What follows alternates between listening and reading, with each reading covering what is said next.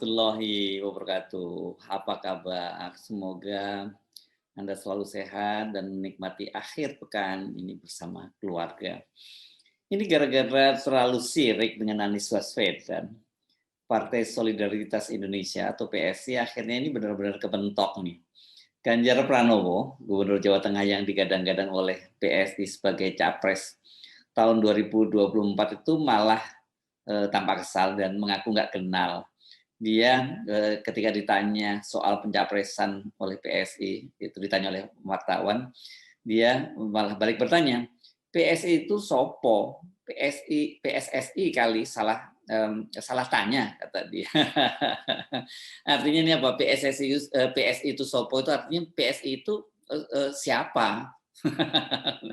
ini ini memang agak apa ya mengejutkan reaksi dari Ganjar ini. Seperti kita ketahui, Anies Baswedan kan sudah dideklarasikan oleh Partai Nasdem pada hari Senin ya, Senin pagi ini tanggal 3 Oktober 2022 dan kemudian sore harinya PSI itu mendeklarasikan Ganjar Pranowo sebagai capres PSI pilihan PSI berpasangan dengan Yeni Wahid, ini putri dari almarhum Gus Dur ya. Deklarasinya terkesan ala kadarnya, hanya via Zoom, kemudian ada 3 orang, satu pembawa acara, kemudian Sekjen PSI dia Tungga Esti, dan kemudian yang menyampaikan deklarasi adalah Wakil Ketua Dewan Pembina PSI Grace Natali. Dia mengumumkan pencalonan Ganjar Pranowo yang tadi saya sebut dipasangkan dengan Yeni Wahid, ini putri almarhum Gus Dur. Terkait dengan pengumuman dan sebagainya, ini hal teknis, mengingat Pak Ganjar itu bukan kader PSI. Oleh karena itu, kami tidak menginformasikan kepada beliau secara khusus, tetapi komunikasi itu terus ada dari waktu ke waktu dan beliau mengetahui adanya rembuk rakyat itu kata Grace Natali dalam jumpa pers virtual. Karena soal ini kan kemudian ditanyakan mengapa tidak seperti Anies yang hadir di acaranya Nasdem, dan di situ Anies ketika di Pak Surya Paloh mendeklarasikan bahwa mereka akan mencalonkan Anies, dan Anies kan kemudian memberikan sambutan dan menyatakan menerima pencapresan itu gitu. Sementara Ganjar di sini tidak hadir. Namun Grace waktu itu mengungkap dan respon Ganjar, menurutnya itu Ganjar terbuka saja dengan adanya gerakan tersebut. Grace menyatakan PSI itu mendukung presiden yang tidak korupsi, mendukung calon presiden maksud saya yang tidak korupsi dan tidak mengusung politik identitas. Walau tidak menyebut nama, namun pernyataan Grace ini jelas ditujukan ke Anies Baswedan. Anies kan kita tahu sekarang ini tengah diselidiki oleh KPK berkaitan dengan penyelenggaraan Formula E. Ya, memang langkah yang dilakukan oleh KPK ini kan sekarang menjadi kontroversi dan terkesan dipaksakan, dan kemudian juga banyak yang menduga pendeklarasian secara sepihak yang dilakukan oleh Nasdem tidak bersama dengan Demokrat dan PKS seperti yang selama ini disampaikan. Jadi pada tanggal 10 November 2022, artinya masih 1 bulan lagi, itu semacam adu cepat dengan KPK. Jadi sebelum KPK mengeluarkan sprindik menjadikan Anies tersangka, Nasdem kemudian lebih duluan mendeklarasikan. Dengan begitu diharapkan proses politik ini menghalangi proses hukum yang terkesan dipaksakan itu. Selain soal korupsi kan Anies juga di framing sebagai bapak politik identitas. Kalau Anda ingat pada Pilkada DKI dulu itu pada Pilkada 2017 itu kan Anies ini disebut sebagai gubernur yang menang pilkada karena jualan ayat dan mayat. ini framing ya. Benarkah Ganjar sudah tahu soal ini, soal pendeklarasian itu? Kepada media, Ganjar mengaku tidak diberi informasi soal pencapresannya. Dia mengaku itu baru tahu dari media. Namun waktu itu Ganjar menyampaikan ucapan terima kasih, walaupun dia menyatakan secara pendek saja bahwa terima kasih atas pencapresan itu. Nah, keputusan PSI mendeklarasikan Ganjar sebagai capres secara sepihak itu ini akhirnya membuat PDIP ini kebakaran jenggot, ini berang ini. Sekjen PDIP Hasto Kristianto mengingatkan bahwa kepada PSI itu bahwa Ganjar adalah kader PDIP. Dalam internal PDIP sudah sangat tegas bahwa pencapresan itu ada di tangan sang ketua umum Megawati. Ini merupakan hak prerogatif begitu kalangan PDIP menyatakan, dan semua kader PDIP menyatakan tegak lurus kepada Ibu Megawati. Hasto itu mengakui bahwa PSI itu memang benar, itu sama dengan PDIP, mereka ini pendukung, partai pendukung Pak Jokowi. Namun menurut dia sikap kedua partai ini berbeda, dan PSI itu dalam penilaian Hasto itu seringkali melakukan manuver politik yang merugikan PDIP. Saya kira ini termasuk soal ini juga ya, ini yang membuat kesal mereka ya. Teguran dari Hasto inilah yang tampaknya membuat akhirnya Ganjar juga sangat kesal dengan PSI. Sebab pencapresan PSI itu ini pasti kalkulasinya akan sangat merugikan Ganjar dari sisi internal di PDIP. Ganjar belakangan ini tampaknya kan sedang coba tiarap dari soal copras-capres ini ya. Setelah dia berkali-kali mendapat teguran dan dari mulai sindiran yang ya sindiran biasa, misalnya dikatakan oleh Puan sebagai pemimpin medsos gitu. Kemudian ada istilah yang disampaikan oleh ketua DPD PDIP Jawa Tengah yang juga ketua Bapilu DPP Bambang Wuryanto atau Bambang Pacul, bahwa dia kemajon itu dan atau terlalu maju dan sok keminter. Tapi juga sampai nggak enak itu disebut dia sebagai kemelinti, belagu gitu ya. Itu yang seperti disampaikan oleh kader PDIP Trimedia Panjaitan.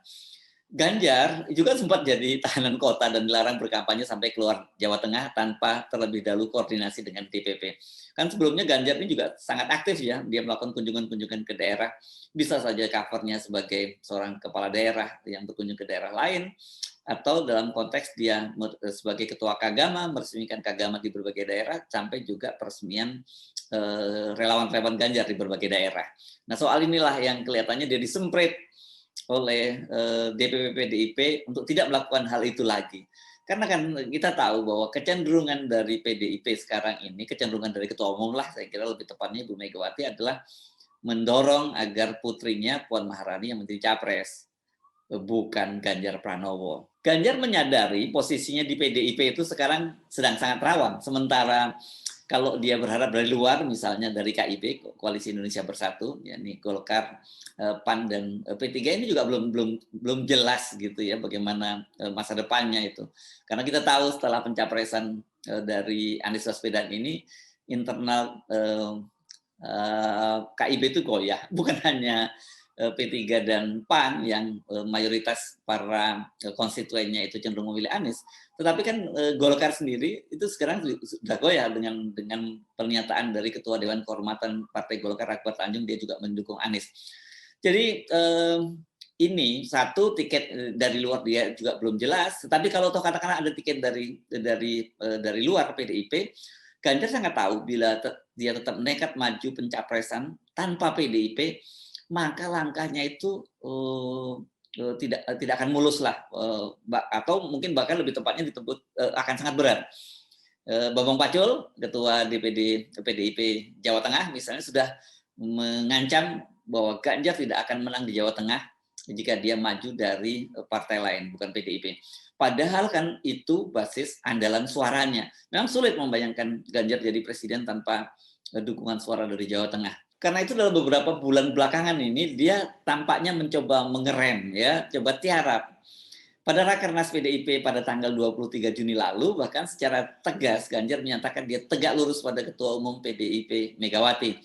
Dan Ganjar pada waktu itu di fait accompli ya, dia diminta membacakan rekomendasi Rakernas yang menegaskan kembali poin-poinnya bahwa salah satunya adalah soal pencapresan itu menjadi prerogatif Ketua Umum PDIP. Jadi dia nggak boleh manuver macam-macam. Kan tunggu sampai Ketua Umum PDIP Ibu Megawati memberikan rekomendasi kepada siapa dia baru bergerak. Jangan sekarang nih dia kan sebelumnya dia sudah terlalu sangat aktif bersama relawan-relawannya, bersama timnya dengan sangat aktif. Makanya Bambang Pacul menyebut dia kemajon, terlalu maju. Walau sudah menyatakan dia tegak lurus pada ketua umum, Ganjar itu ternyata masih dalam pengawasan yang sangat ketat dari DPP PDIP. Belum lama ini ada unggahan foto Ganjar Pranowo. Ini kelihatannya dia disebutnya swafoto sih, tapi saya nggak yakin apa swafoto. Ini diambil oleh orang lain, tapi dia berpose di bawah baliho Puan Maharani di Semarang, itu yang ditulisin di situ. Dan dia menuliskan caption "siap". Dan ini pun sempat dipertanyakan oleh Bambang Pacul. Apa yang dia maksud dengan siap? Yang tahu dia sendiri, apalagi tidak ada siap gerak. Kalau siap itu bisa siap pulang tidur, tapi kalau siap gerak dia akan bergerak. Itu jar. Bang Wajal susah rupanya jadi Ganjar ini memang kalau orang jadi dalam pengawasan itu ya. Gerak-geriknya selalu dan semua rangkanya bisa ditafsirkan macam-macam dan bisa aja maksudnya nggak begitu tapi dia dianggap salah gitu ya. Dengan posisi yang masih terus diawasi secara ketat oleh DPP PDIP, ini wajar kalau Ganjar itu ya kesal dengan manuver PSI itu. Masa aku dipasang ke karo PSI, PSI ku sopo kata dia. Masa saya dipasangkan dengan PSI? PSI itu siapa kata dia. Wah ini kan meremehkan PSI ya. Memang benar PSI ini bukan siapa-siapa lah kalau bagi Ganjar karena PSI ini kan dia tidak lolos parliamentary threshold, dia hanya ada partai-partainya itu di tingkat DPRD dan yang terbanyak di Jakarta. Makanya kemudian karena terbanyak di Jakarta dan kerjaannya hanya terus mempersoalkan Anies Baswedan, makanya dia sering disebut sebagai partai diplesetkan menjadi partai seputar ibu kota. Sikap dan pernyataan Ganjar ini selain mendapat liputan yang sangat luas dari media konvensional, coba kalau Anda buka-buka dengan kata kunci PSI, Ganjar PSI itu sopo, Anda akan temu semua media itu muat berita itu. Nah, bagaimana di media sosial? Ini lebih heboh lagi, lebih riuh rendah. Dan PSI betul-betul habis dibully gara-gara pernyataan dari Ganjar Pranowo itu. Lucu-lucu deh kalau Anda menonton videonya di media sosial itu. Saya sih jadi paham ya kalau kemudian PSI dibully. Karena bagaimana mungkin mencalonkan seseorang menjadi calon presiden, bukan main-main ini, tanpa berkomunikasi dengan yang bersangkutan. Soal pencapresan Ganjar itu sebelumnya kan juga sudah mengundang kehebohan ya sebelum soal yang sekarang ini ya. Sebab saat Nasdem mendeklarasikan Anies pada Senin paginya tanggal 3 Oktober 2022 itu Ketua Umum PSI, nah ini saya mesti menyebut namanya dengan lengkap seperti yang dia selalu lakukan, Haji Giring Ganesa Jumario itu mencuit di Twitternya dan mengecam deklarasi tersebut itu sebagai tindakan yang near empati ya. Sebab pada waktu itu kan bangsa Indonesia sedang berduka ya pada tanggal 1 malam itu terjadi tragedi bencana di Stadion Kanjuruhan Malang dan ada 131 orang supporter yang meninggal dunia, wafat di sana. Jadi kalau kemudian tiba-tiba orang bicara copras-capres kok tidak etis.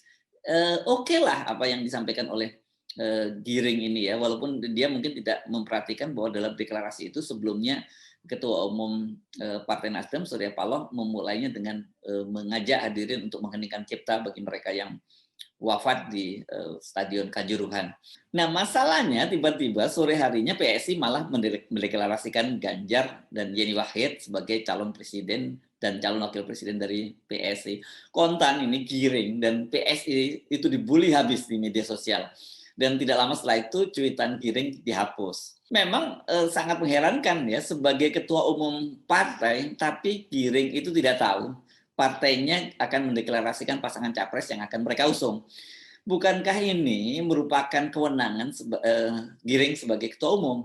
Dengan fakta ini saja publik itu jadi semakin paham seperti apa sebagai partai itu PSI itu seperti apa gitu ya. Kalau saya melihat itu setidaknya ada 3 hal yang bisa kita simpulkan. Pertama, Giring itu ya itu hanya ketua umum sebagai simbol saja. Namun dia tidak berfungsi, tidak berperan, tidak dianggap dan tidak penting. Mosok ketua umum nggak dilibatkan dalam pencapresan.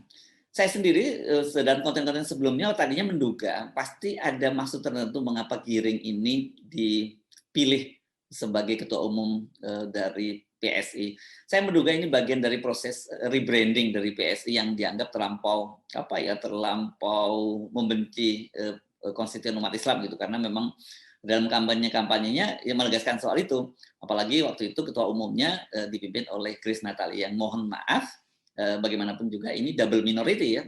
Grace Natali ini dia kebetulan dari etnis Tionghoa dan juga non Muslim. Nah ini pasti dari sisi partai ini nggak terlalu menguntungkan. Sementara kalau Giring ini kan satu dia selebriti ya jadi idola anak muda sebagai penyanyi Niji Band itu Giring ini sangat sangat populer. Jadi diharapkan itu bisa menarik dukungan anak muda. Dan yang kedua, Giring ini Jawa dan Muslim. Dan kenapa kemuslimannya Giring itu makanya sering ditegaskan ketika dia menyampaikan pidato-pidato, dia selalu menyebut namanya dengan nama yang lengkap, Haji Giring Ganesha Jumario. Untuk nggak ditambahin Muhammad di depannya ya. Nah itulah, tapi kemudian dalam perjalanan waktu ternyata kan kita tahu Giring ini sering kali blunder. Dan akibatnya ya dibully. Kalau ketua umumnya dibully, ya tentu saja itu berdampak kepada partainya.